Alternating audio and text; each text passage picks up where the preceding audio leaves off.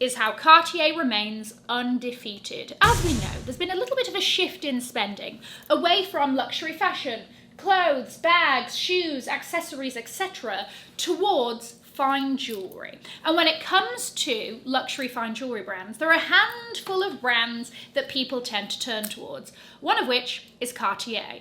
That red leather-bound box, it's got a little gold button there, it's got a nice hinge action to open, gold foil border, housing most likely a piece from the Love collection or the Juste Clos collection. The Love collection is arguably the most successful luxury fine jewellery range of all time. But Cartier isn't the only brand out there, okay? And hot on its heels, we've got a brand like Bulgari and the Serpenti range, Tiffany with the hardware, the knot, the lock bracelet, even Van Cleef, though they're owned by the same owner, so some competition, some not, whatever. Either way, Cartier has had to evolve the Love collection slowly but surely over time. And most recently, they announced the launch of the Love Unlimited bracelet. I want to talk about this strategy and how this kind of like asserts Cartier's dominance in luxury fine jewellery. Guys, if you are new here, my name is Cassie and I'm a self-diagnosed luxury addict. I put out videos on Mondays, Wednesdays and Fridays, so if you like luxury fashion, then you're probably going to love it here. Just head down there, subscribe, turn on the bell, become a member of our luxury addicted family. When are we going to rehab?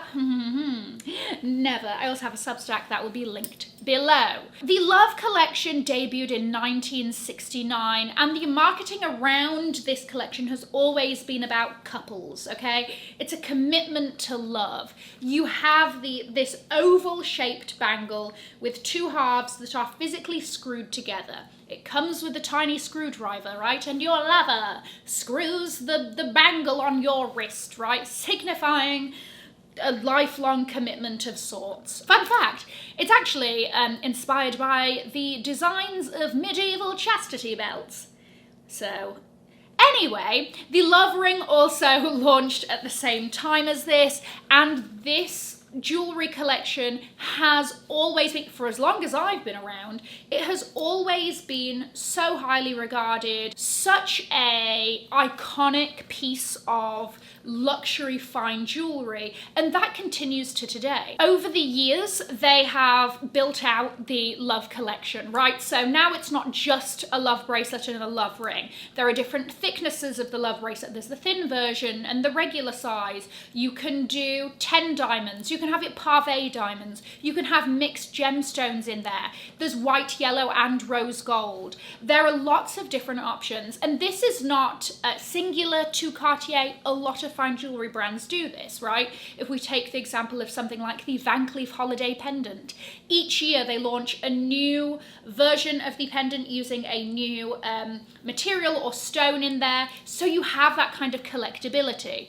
Because once you get somebody coming in, right, buying their first piece of the collection, how do you keep them coming back? So it's not just a one-time purchase. So they are now a loyal customer of the brand. Jewelry a lot of times is to celebrate a moment or a milestone, right? So you go in, maybe I'll start myself off with buying a Love ring or something like that, or somebody else buys it for you. And then the next time you've got a milestone, oh, maybe I'll add to my collection, maybe I'll add a bracelet. And then the next time, oh, you know what, maybe I'll add a necklace, or maybe I'll add the earrings, and so on and so forth.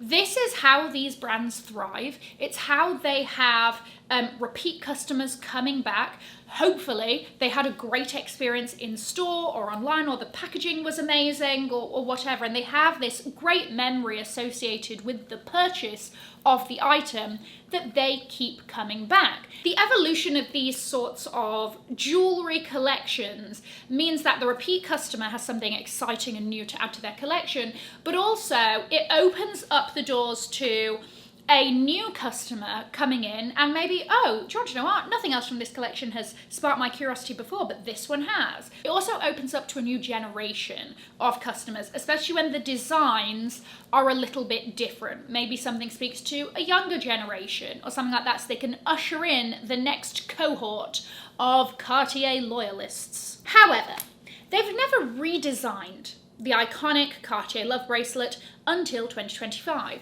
And I kind of think that this is the perfect time for them to do this, because what with the price of luxury fashion going up and it being harder and harder to sort of justify these pieces with the prices that they're being, you know, sold for, you're now looking at fine jewelry within that same range of prices, right? You can either get a designer bag or you can get a piece of jewelry.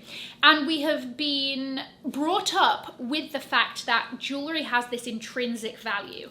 On top of that, the price of gold keeps creeping up. And so even more, you have this reason to go for fine jewelry. It has that investment value in it that is much more kind of entrenched in the industry in general. It's seen to be a smart purchase. It's seen to be a good use of money, right? It's an investment, but it also looks really sodding fabulous on my wrist or on my fingers. And then again, adding to that safe purchase, a lot of people, especially if it's their first time buying fine jewelry or luxury branded fine jewelry in this respect, they want to go to somewhere tried and true.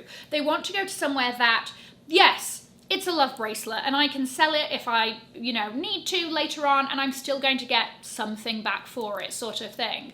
Or it's just the investment in a brand that has a heritage and a legacy. And, you know, this sodding bracelet came out in 1969 and it's still, quote unquote, in style all this time later. So there are all of these factors that mean that A, people are turning towards fine jewelry, but also people are turning towards these big brands especially. Having a collection like the Love Collection is a cash cow to Cartier. I cannot even fathom the amount of Love Collection purchases made at each store on a daily basis. Like sodding running water, it's just pouring in. And keep in mind, online life and, you know, reality is different, but the Love Collection is so prevalent and is such an iconic piece to the point that it has been so heavily duped, okay? So online you're seeing everyone, in inverted commas, have one. They seem to be everywhere. Obviously there are local jewelers doing their version of it. There are dupes that, you know, aren't in gold and diamonds and whatever floating around left, right and centre. You can buy one on the internet for 10% of the price it actually is.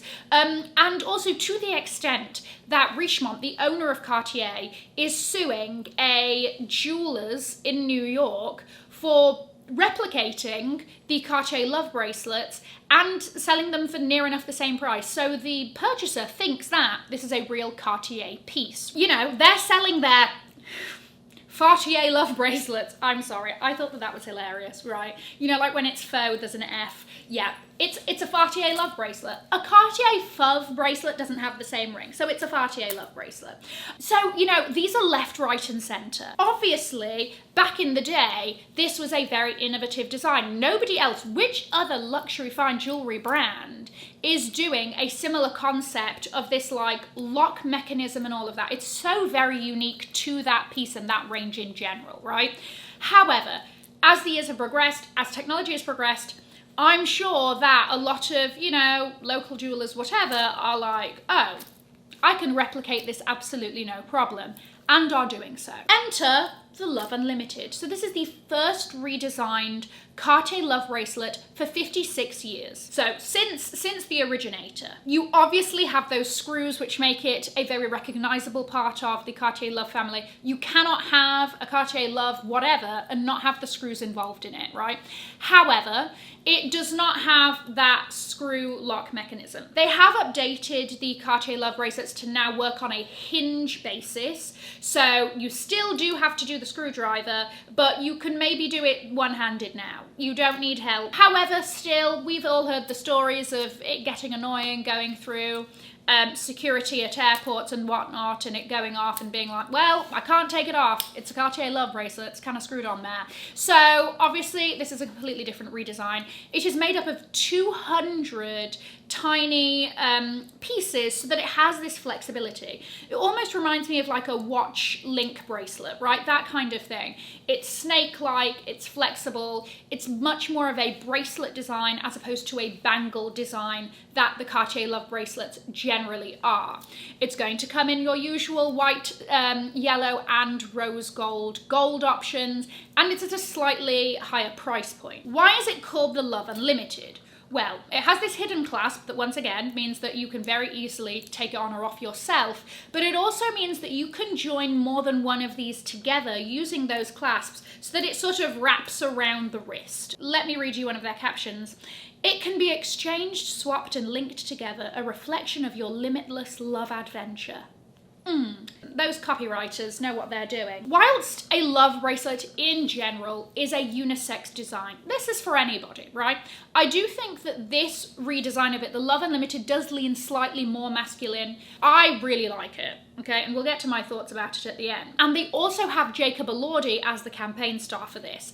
As you may or may not know, luxury fine jewelry is also something that we're seeing many more men indulge in. Many men wish, now is not the time for a 50 Cent song. More men are investing in, we're seeing celebrities and athletes wear them, Van Cleef bracelets, Cartier Love bracelets, whatever. And I think that that has also inspired a lot of men to start investing in luxury fine jewelry in the same way. So I think it's interesting that they have Jacob Elordi as the campaign star for this.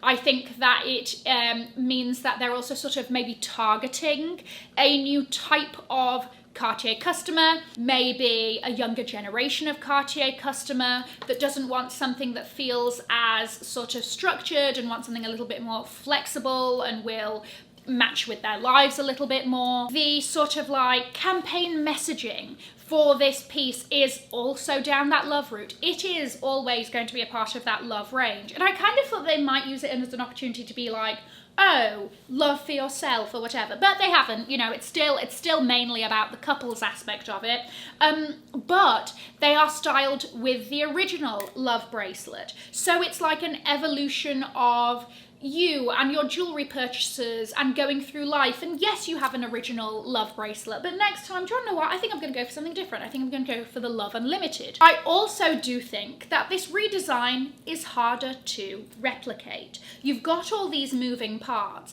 It's not as simple as, and listen, I'm not a jewelry designer, okay? But just coming from my very limited knowledge of the industry, I don't think this is as simple as creating a mold, filling it. Is that what you do with gold? You fill the mold. Anyway, and then producing it in that way, right? There's a lot more craftsmanship that looks like it goes into something like this. There's a lot more movement.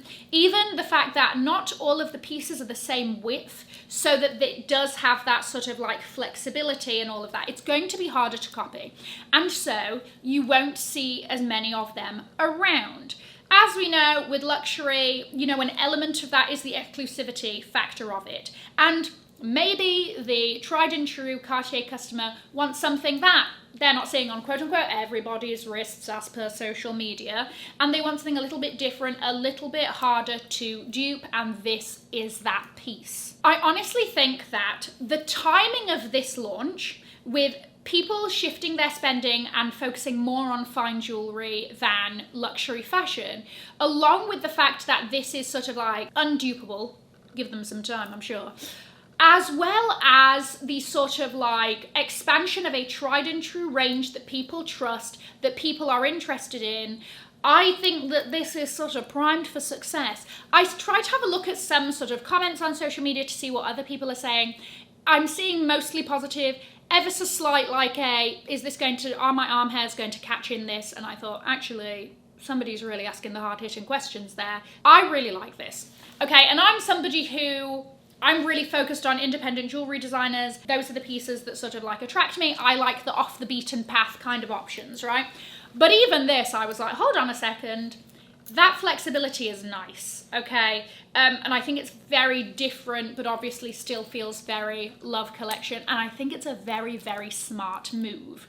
Will I be investing in it? I don't know. I do think they missed a trick on the ring, though. The ring is solid. It just has those ridges in it that obviously the original one doesn't have. I think that they should have made the ring flexible too. I don't know the logistics of that. But I have flexible rings, you know, obviously they're not Cartier Love rings or whatever, but I would assume it is possible. Anyway, I think that they should have made the rings like that. They're going to bulk out the Love Unlimited range, okay? Currently it's just the rings and the bracelets. Are there going to be earrings? Are there going to be different thicknesses of the love bracelet? Is there going to be, oh, there's got to be a choker. Okay, that choker, that would be fantastic.